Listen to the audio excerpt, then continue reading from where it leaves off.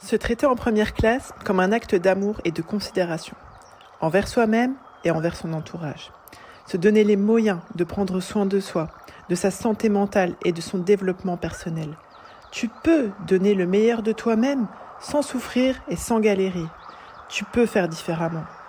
Décide de te traiter en première classe. Je vais te donner les clés, les pistes et ensemble, on va dénouer les nœuds. C'est le moment, c'est ton moment. Je suis Émilie Antoine, fondatrice de mapsyenligne-chez-moi.fr, le meilleur de la psychologie et du développement personnel. Parce que les femmes représentent la moitié de la communauté, elles éduquent et soutiennent la seconde.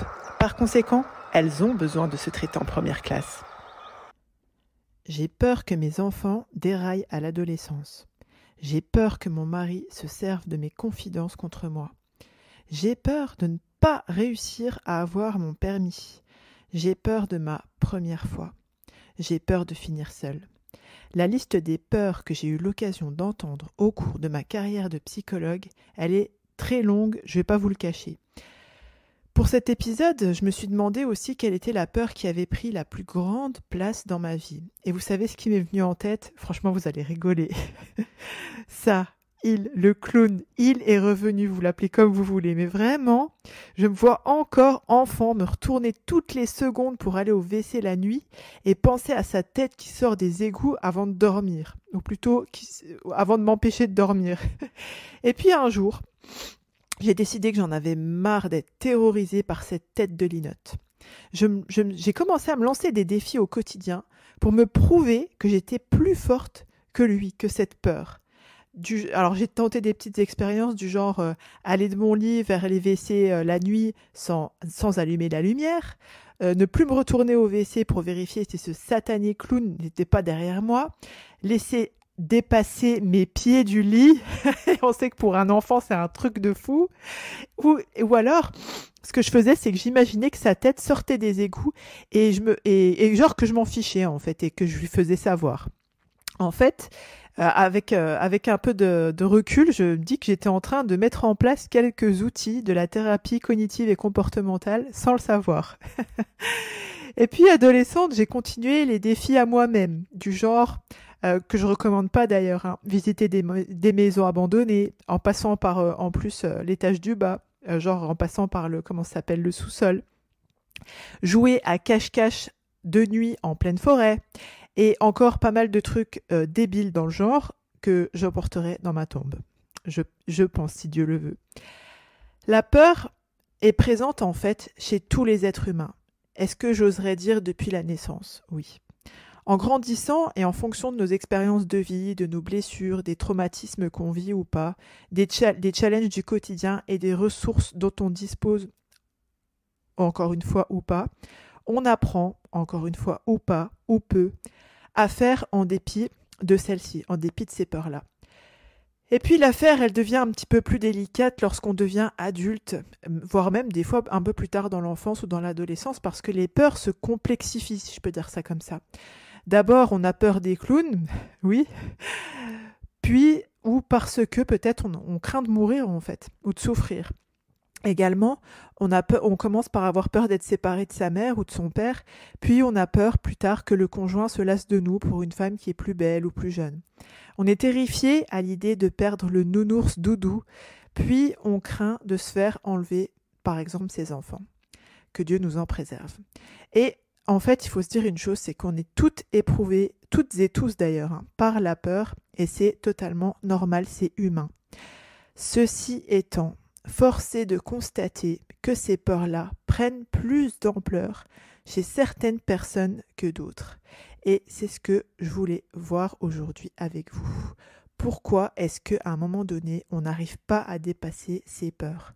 Bienvenue dans ce 21e épisode du podcast Se traiter en première classe. Dans cet épisode, nous allons voir ensemble les raisons probables qui expliquent pourquoi tu n'arrives pas en tant qu'adulte, à dépasser tes peurs. Après avoir écouté cet épisode, tu sauras exactement ce qui te manque et sur quoi, du coup, je te conseille de travailler pour enfin combattre ces peurs-là et aller au-delà de celles-ci, de ces peurs, de cette anxiété, en fait, pour être une femme plus épanouie et plus sereine. La première cause, alors c'est pas forcément des causes, je vais pas vous cacher, toutes les causes dont je vais vous parler aujourd'hui, elles n'ont pas forcément d'ordre de priorité ou de grandeur, etc. Ce sont des points qui sont des fois interconnectés, mais voilà.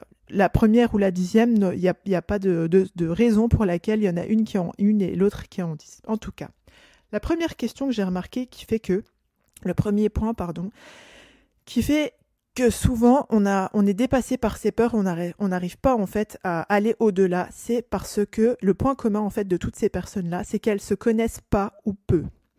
Et du coup, quand on ne se connaît pas ou peu, on a tendance à avoir plus de facilité, si je peux dire ça comme ça, à adhérer à ses peurs, à suivre ses peurs plutôt qu'à suivre ses ambitions parce que souvent, entre guillemets, ou ses principes ou ses valeurs, parce qu'on ne les connaît pas tout simplement. Et je vais vous parler d'un autre point aussi qui est relié à cette question-là. Le deuxième point que j'ai pu constater aussi, c'est que souvent on est dépassé par ses peurs parce que en fait on est dépassé par ses émotions. Autrement dit, on a du mal en fait à gérer ses émotions parce que on ne les identifie pas, on ne les accepte pas. En fait, on ne connaît pas le process pour pouvoir les identifier. Et du coup, quand on est dépassé par les émotions, on va dire que notre partie du cerveau qui recouvre la rationalité, la raison, l'intelligence, tout ça, etc., grosso modo, elle a du mal à prendre le dessus parce que justement, la partie du cerveau qui gère les émotions, elle prend toute la place parce qu'on n'arrive pas à élaborer autre chose et à passer dans une vision plus pragmatique, on va dire. Le troisième point qui peut expliquer pourquoi tu es dépassé par tes peurs, c'est que tu n'as pas, alors ça va être très bizarre ce que je vais vous dire, mais tu n'as pas de plan de stimulation. Qu'est-ce que je veux dire par là? C'est que le cerveau, on est doué de raison en fait, on a un cerveau. Et notre cerveau, il cherche à s'occuper. Et si il a pas de quoi de s'occuper, en fait, si tu n'as pas ce plan d'action, finalement, ce plan de stimulation, si tu ne sais pas ce qui te stimule dans le positif, ton cerveau, il va chercher à s'occuper et qu'est-ce qu'il va faire?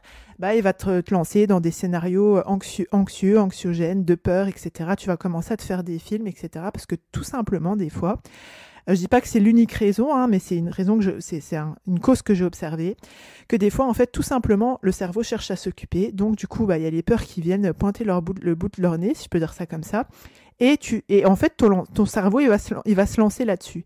Il va manger ce que tu laisses donner à manger, si je peux dire ça comme ça. D'où l'importance de mettre de la conscience, et de mettre de la conscience sur ce qui se passe en nous, et je vais développer ce point-là par la suite. Quatrième point qui peut expliquer pourquoi tu es dépassé par tes peurs, c'est que tu n'as pas pris le temps de digérer ton passé. Comme je vous le disais en introduction, en fonction des expériences de vie qu'on a, des blessures, des traumatismes, etc., c'est comme si à ce moment-là, il y a des croyances en fait qui commencent à émerger de ça. Admettons, t'as été traumatisé parce que tes parents se sont séparés. Alors ça, en soi, c'est pas forcément une source de traumatisme, mais tu as su que c'était par exemple parce que ton père, il avait trompé ta mère, tu les as vus se déchirer, se disputer, en venir. Il y a eu de la violence physique, psychologique, etc. Et toi, ça t'a traumatisé en fait. Et du coup, après, admettons, t'as intégré en fait cette croyance peut-être que tous les hommes sont infidèles et violents, par exemple. T'as pas dit comment dirais-je, en tant qu'enfant, t'étais prise par ta peur, tu t'as pas eu le temps, c'est pas que t'as pas pris le temps en fait. Quand on est enfant entre guillemets, c'est normal parce que la vie elle continue, etc. On n'a pas forcément le même niveau de conscience que quand on est adulte. Mais quand t'as été adulte, t'as pas eu le temps ou t'as pas pris le temps de souffler un petit peu pour redigérer en fait tout ce qui s'est passé entre guillemets dans ton passé et qui a fait que tu es encore submergé en fait par ces peurs qui découlent de traumatismes que tu as vécu. Le cinquième point qui peut expliquer pourquoi tu es dépassé par tes peurs, c'est que tu n'es pas connecté à ton intuition. Alors, quand je vous parle d'intuition, soyons bien d'accord que je ne vous parle pas d'un truc farfelu, New Age ou quoi, je vous parle bien de ce que les scientifiques ont surnommé, si je peux dire ça comme ça, une sourde intelligence. En fait, c'est ce qui se passe un petit peu comment dirais-je, en backup, j'allais dire, mais c'est toutes les informations que notre cerveau il collecte en fait tout le temps, ce qu'on voit, ce qu'on entend, ce qu'on ressent de par au niveau des. Je fais ça et je frotte ma main en même temps, mais vous voyez au niveau du sensitif, etc. C'est tous les stimuli qui passent, qui créent en fait de la connaissance en nous, des hypothèses, etc. Mais des fois, en fait, il faut se dire un truc, c'est que le cerveau il récolte tellement d'informations en même temps qu'on peut pas avoir conscience de tout vous n'avez pas forcément conscience que votre cœur il est en train de battre, que vos peaux mortes sont en train de tomber de votre peau, etc. Enfin bref, plein d'exemples comme ça. Mais voilà, quand je vous parle d'intuition, c'est cette sourde intelligence, en fait, c'est ce qui connecte, c'est ce que vous connectez, votre intelligence qui connecte en fait des éléments les uns avec les autres et qui vous donne des fois un ressenti sur une personne, sur une situation, etc. Et en fait, tu n'es pas connecté à ça. Tu es connecté. Forcément, quand on se connaît pas ou peu, qu'on n'a pas de prise, si je peux dire ça comme ça, sur ses émotions, qu'on n'a pas, c'est un peu une suite logique, si je peux dire ça comme ça. Et souvent, j'observe que les personnes qui sont pas connectées à leur intuition, forcément, comment dirais-je, leur cerveau, il cherche à se connecter à quelque chose, si je puis dire, et puis elles se connectent à leur peur. Et du coup, j'ai remarqué que plus on est connecté à son intuition, et moins on est connecté justement à ses peurs. Le 6e point dont je voulais vous parler, et qui pose problème en fait et qui explique potentiellement pourquoi tu es dépassé par tes peurs, c'est que tu ne sais pas t'auto-coacher. Qu'est-ce que je veux dire par là ? C'est qu'en fait, tu ne sais pas gérer tes pensées. Voilà. Alors, parce que souvent, des fois, j'ai remarqué que souvent, on s'indigne qu'il y ait beaucoup de personnes qui fassent appel à des coachs, etc. Mais en fait, il faut se dire que derrière ça, peut-être, il y a un besoin, en fait. C'est qu'à un moment donné, pour des raisons X ou Y, les personnes ne savent pas ou ne savent plus s'auto-coacher, c'est-à-dire arriver par exemple à des mécanismes motivationnels par elles-mêmes, à mettre en place en fait des processus, des stratégies, etc., mentales, comportementales, etc., pour réussir en fait à atteindre un résultat. Et du coup, elles font appel à des coachs pour les soutenir en ça. Donc, je pense que voilà, au-delà du fait de juger les gens pour le fait qu'ils fassent appel à des coachs, et bon, après, discuter de la qualité des coachs, c'est encore une autre question, mais il faut se dire que derrière, il y a ce constat, en fait, qu'il y a un manque d'autonomie, et vraiment, c'est sans jugement, c'est vraiment factuel ce que je vous dis, il y a un manque d'autonomie pour pouvoir, justement, d'ailleurs, quand on a été éduqué dans la peur, bon, alors je vous parle d'un autre peur, mais dans un système éducatif où la peur, elle était très présente, souvent, on ne sait pas, ou la peur, la pression, etc., après, en tant qu'adulte, on ne sait pas faire autrement, en fait, c'est pas très efficace, en plus, comme système. Et du coup, donc ce 6e point que j'étais en train de vous développer, c'est que quand tu sais pas gérer tes pensées, en fait, t'auto-coacher, parce que c'est une vraie compétence, c'est une des compétences aussi qu'on travaille énormément. Là, par exemple, je vous parlais du fait de digérer son passé, etc., d'apprendre à gérer ses émotions, le fait de gérer les pensées, etc., c'est vraiment quelque chose qu'on travaille dans le bootcamp Ma Psy Campus. D'ailleurs, petite parenthèse dont j'ai oublié de vous parler en début d'épisode, vous avez été plusieurs à nous dire oui, alors les portes sont fermées, etc. en 2022, pour la fin 2022. En 2023, on prévoit de rouvrir, mais on ne sait pas exactement quand. Du coup, ce qu'on vous propose, c'est d'intégrer une liste d'attente pour le bootcamp Ma Psy Campus, qui est donc un coaching que j'ai créé qui dure 6 mois. Cette liste d'attente, elle est disponible sur mapsyenlinchez-moi.fr/bootcamp, ok.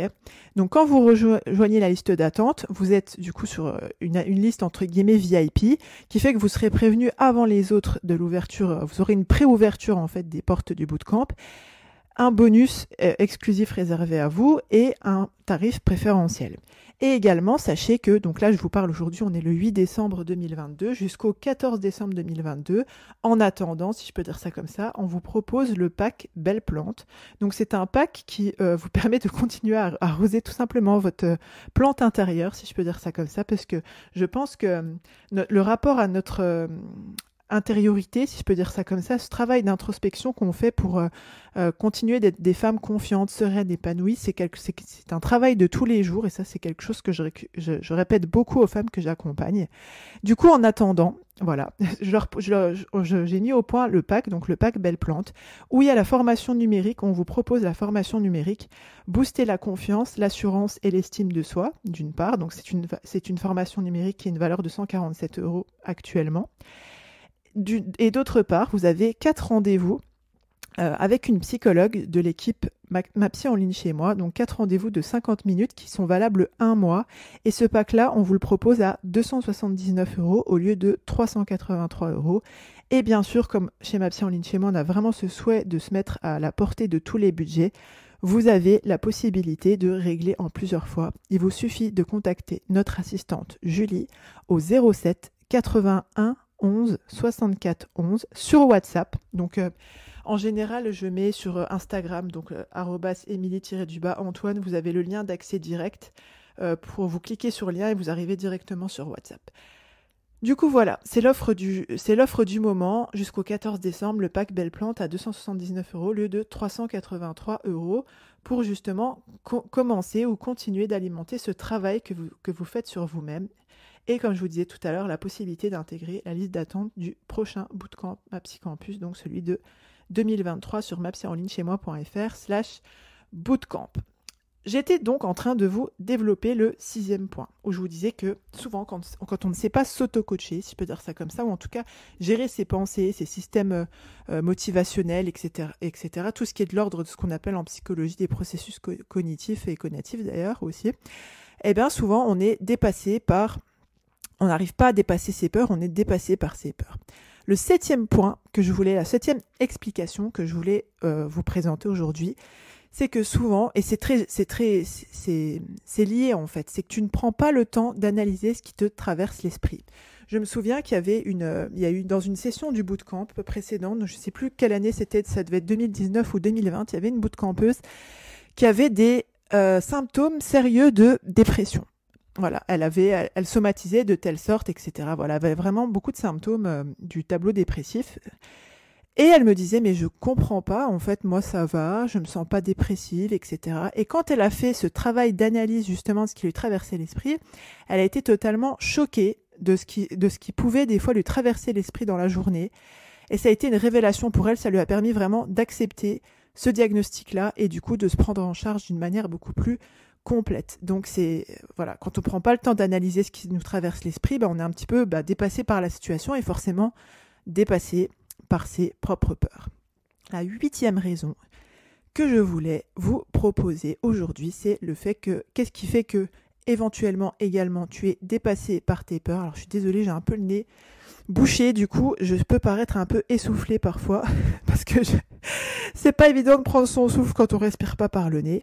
Le 8e point que je voulais vous proposer, c'est en fait, souvent, ce qui se passe, c'est que quand on se cale sur les autres pour savoir ce qu'on doit penser ou ressentir, là, autant dire qu'on est drivé par des facteurs externes, que ce soit des personnes, des peurs, etc. Donc, forcément, et c'est très lié au fait de ne pas pratiquer l'introspection, de ne pas se connecter à son intuition, de ne pas se connaître. Quand on a cette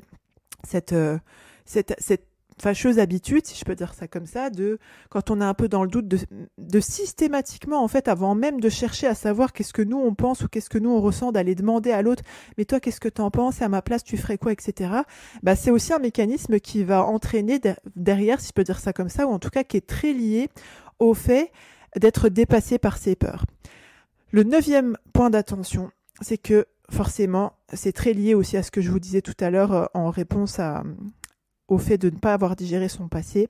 Quand on a des croyances limitantes, alors ça c'est une chose dont je vous ai parlé tout à l'heure, dans les expériences qu'on a eues, etc. C'est normal, on a ingurgité, vous avez ingurgité, j'ai ingurgité, si je peux dire ça comme ça, des croyances qui sont erronées, limitantes, militantes, comme j'ai souvent fait la coquille dans les mails que je vous envoie. Des croyances limitantes. Et en fait, le problème, le problème, c'est quoi avec ces croyances limitantes, spécifiquement la question de la peur, c'est que souvent, j'ai observé qu'il y a une part de toi-même, il y a une part de nous-mêmes qui adhère à ça. Et du coup, ça renforce la peur ou ça renforce l'anxiété. Admettons que tu es une jeune femme, etc. Tu n'as pas encore été mariée, tu n'as pas fréquenté d'hommes et tu as peur de ta première fois. Et donc, je pense que c'est une appréhension qui est commune à énormément de femmes, mais ça prend énormément de place chez toi parce que, par exemple, tu recules le fait de te marier, etc., de partager une intimité avec un homme. Tu suis ta peur, en fait, finalement. Tu réponds à ta peur. Ta peur, elle te dit « Ouh là là, tu vas avoir mal, tu vas souffrir, ça va être horrible, etc. » Et toi, tu écoutes cette peur et du coup, tu fais pas de cause, en fait, pour te marier. Parce que tu vis en fonction de ta peur et pas de ton besoin ou de ton envie de vouloir partager une intimité, un mariage, etc., avec un homme.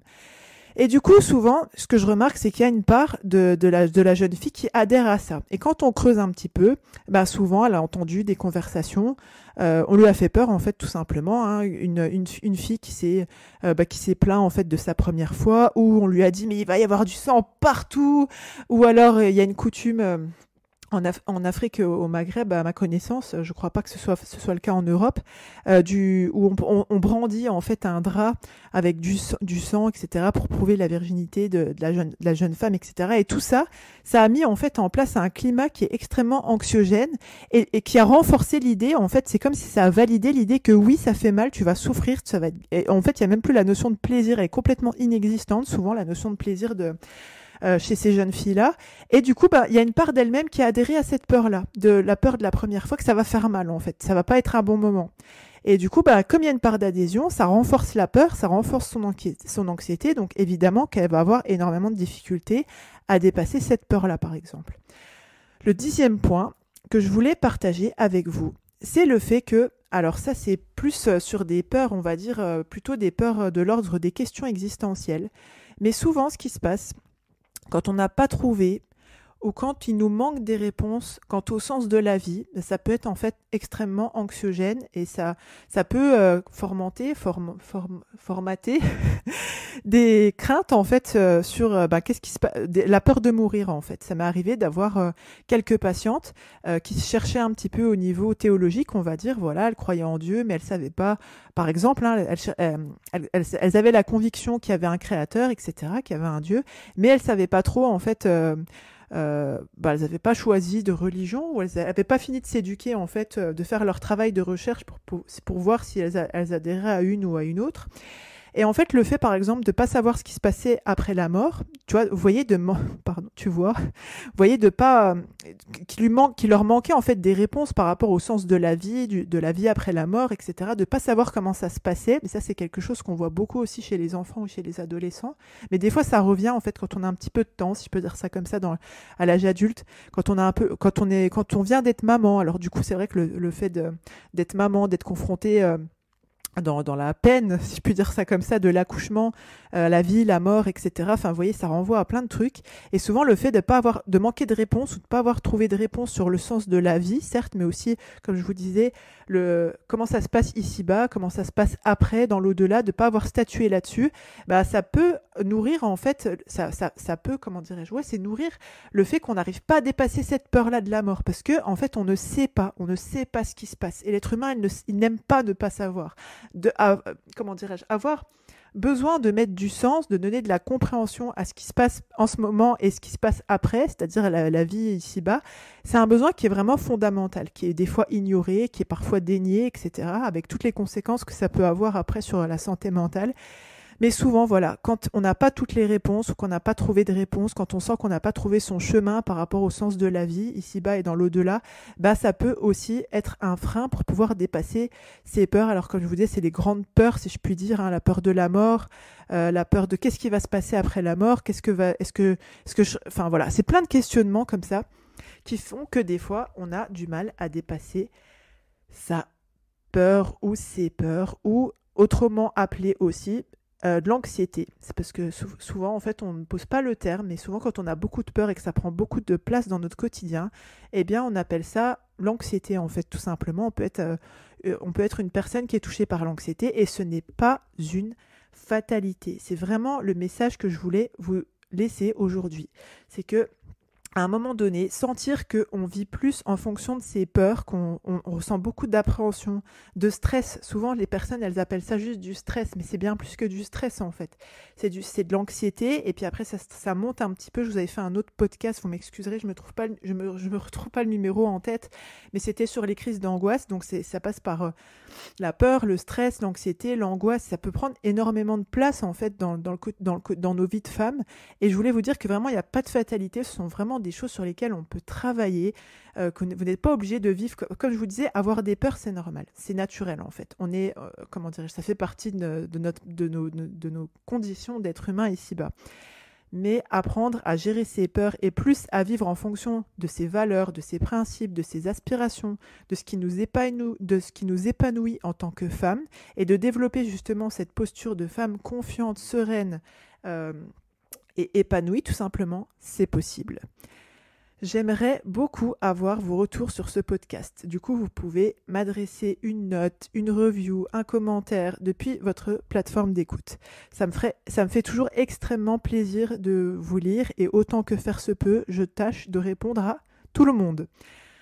Pensez à vous abonner du coup depuis là où vous écoutez alors, si vous souhaitez du coup être tenu au courant de la prochaine session du Bootcamp Ma Psy Campus pour le 2023 ou juste savoir de quoi il en retourne à propos de ce programme-là, rendez-vous sur mapsyenlignechaismoi.fr/bootcamp. Et si vous souhaitez commencer à continuer à travailler avec nous ou avec d'autres personnes, mais si vous voulez commencer à travailler sur vous avec Ma Psy en ligne chez moi, sachez que vous avez le pack Belle Plante disponible jusqu'au 14 décembre à 279 € au lieu de 383 € qui comporte la formation Booster la confiance, l'assurance et l'estime de soi d'une part et d'autre part 4 rendez-vous de 50 minutes avec une psychologue de l'équipe mapsyenlignechaismoi.fr qui est valable.